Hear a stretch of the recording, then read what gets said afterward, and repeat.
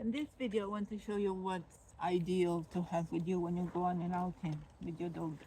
So a pack like this is ideal because you can have a 1.5 liter bladder with you for you and your dog. And there are plenty of pockets where you can have first aid kit or, non-alcoholic wipes for your dogs, and places to put toys, and pockets for your whistle and anything, and keys and mobile phone and anything else, and more pockets this way. So this is ideal, and this is what I have. So what do I take with me on an outing with my dogs? I take toys, and the most important is a whistle,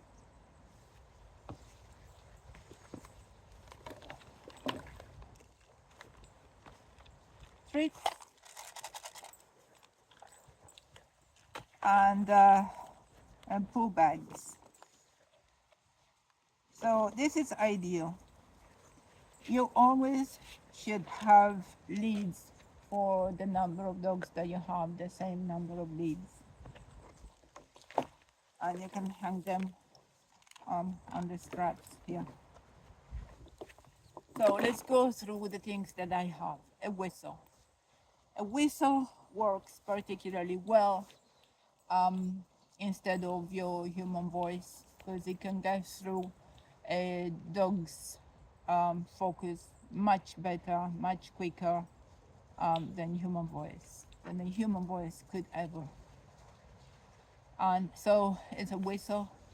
A whistle should be used whenever your dog is at a considerable distance, whenever there is an emergency, and so these are the two things. And as I said, whenever your dog is too focused, especially if you know your dog, especially if they're hunters, you really want to use your whistle to snap them out and immediately refocus on your treats. As I said in the previous video, I use treats very, very sparingly, very sparingly. I avoid using treats when teaching recall. I think phrases and cuddles work much better.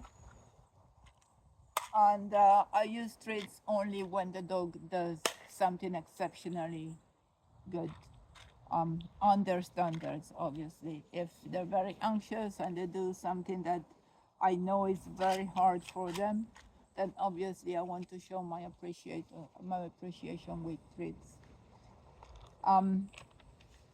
Otherwise, I use cuddles and praises.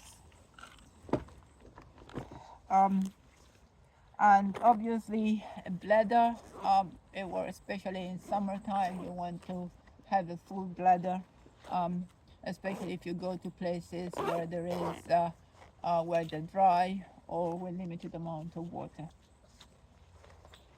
So this is what we have, and this is my pack outing